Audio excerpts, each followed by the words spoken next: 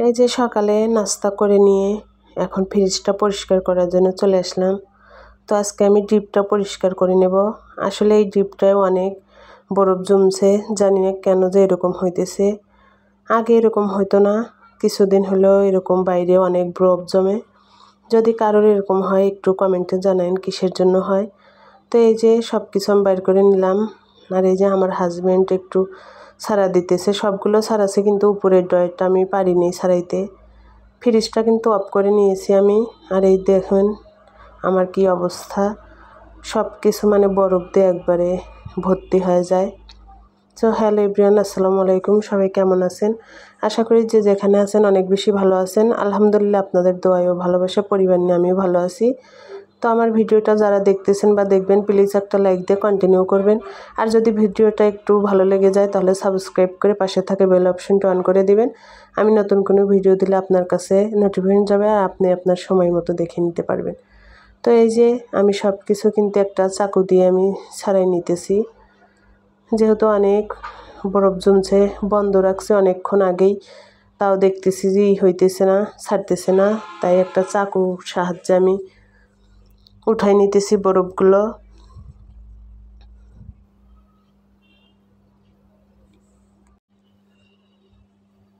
আর এই কাজটা কিন্তু একটু সাবধানেই করতে হবে, যেহেতু চাকু লেগে যেতে পারে। তো আমি একটু সাবধানে করে নিতেছি। আজকে ডিপটাই আমি ভালো করে পরিষ্কার করে নেব আর আপনাদের সাথে সেটাই শেয়ার করতেছি। এই যে দেখুন কত বরফ জমছে চারিপাশটায়। আর দেখেন কত বরফ, মানে ফ্রিজটা অফ করছি তারপরে ছাড়তেছে না।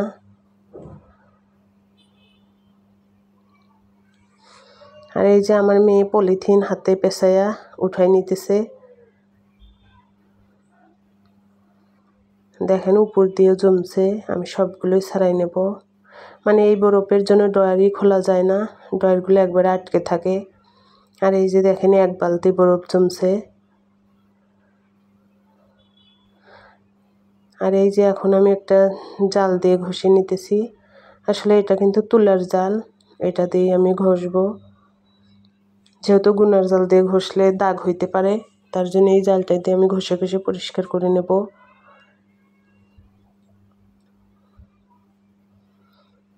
আর আমার ভিডিওটা আপনাদের কাছে কেমন লাগে অবশ্যই কমেন্টের মাধ্যমে আপনাদের মতামত জানাবেন।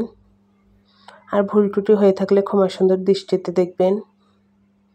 এই যে দেখুন আমি চারিপাশটা কিন্তু ভালো করে ঘষে নিতেছি।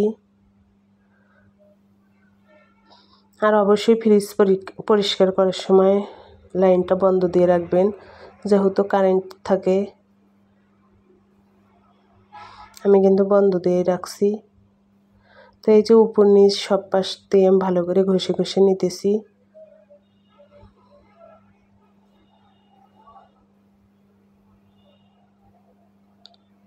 আর আমি যেদিন যে কাজ ধরি ওই কাজটাই শেষ করে নেই। আসলে প্রতিদিন তো সব কাজ করা যায় না, দিন কাজ করে নিতে হয়। তো এই যে সামনের দিকটাও ভালো করে নিতেছি ঘষে ঘষে।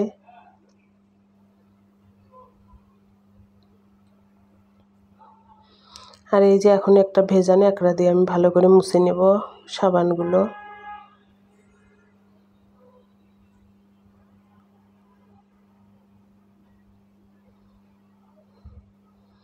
এই যে কোনাকানি ভালো করে আমি মুছে নিতেছি, ভেজা ন্যাকড়ার সাহায্যে সুন্দর করে মুছে নিব।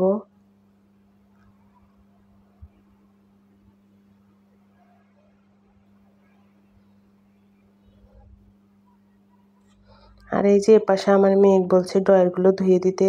আমার মেয়ে কিন্তু সব ড্রয়ারগুলো ধুয়ে দিতেছে। মাশাআল্লাহ, আমার মেয়েটা সব কাজে আমাকে হেল্প করে। আমার মেয়ের জন্য সবাই দোয়া করবেন। দেখুন ও সুন্দর করে ধুয়ে দিতেছে আমাকে। আর এই যে এখন আমি ড্রয়ারগুলো একটু শুকিয়ে নিছি, নিয়ে জায়গা মতো রেখে দিতেছি। আর এই যে ড্রয়ারের ভিতর সবগুলো বাটি রেখে দিব।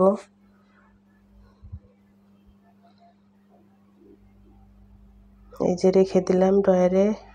আর এই যে মাংসগুলো নিচে রাখবো, মাছ মাংস যা থাকে পলিথিনে বড় ড্রয়ারগুলোতে রেখে দিব।